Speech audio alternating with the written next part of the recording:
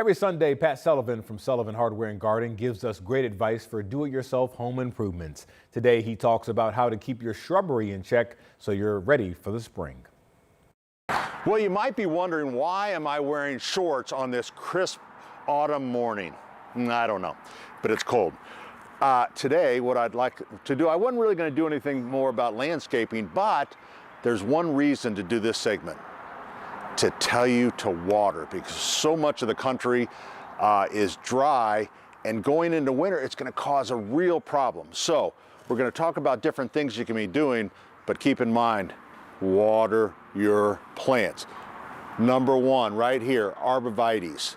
Arborvitaes are shallow rooted. These are this is the plant you put in a line. You put 25 of them when that neighbor moves in. You know, you go, huh? You're just trying to screen them out.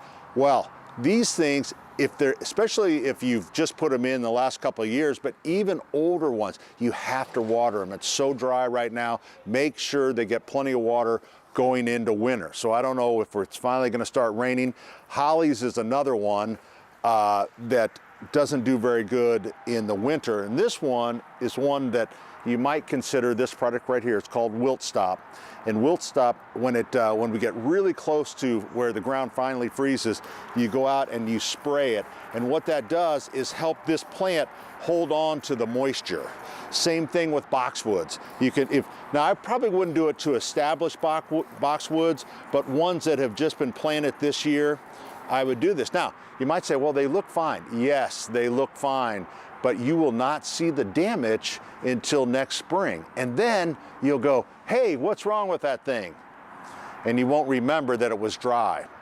So you've got to do that right now. So spray and you can do even if you have a long run of arbs, do like a soaker hose. I don't like the flat ones, but the round ones that then you just turn them on and just keep watching the weather. If it stays dry, doesn't matter whether it's cold like it is this morning, you've got to keep watering. Did I mention that? We've got to water. Okay, rose bushes right here. Rose bushes, everybody, especially if they're tall and if you're kind of one of those people that likes to clean everything up, you really should not cut them all the way back, because then the winter kill, you'll end up having to cut to live wood in the spring. So what I would prefer is don't do anything. But if you need to, if it's tall, cut it back to about 3 foot, or cut it halfway back to what you normally would, and then you would cut it all the way, the rest of the way in the spring in March. No more fertilizer for the roses. We don't want them get them all fired up. But for trees, for shrubs, we want to fertilize one more time. So the rule of thumb for trees, once they drop their leaves, which this one's getting there. This is a hybrid honey locust, which is a great tree because of the nice thin leaves. They just kind of blow away, and it kind of filters the light. But anyways, so right now you could start doing that.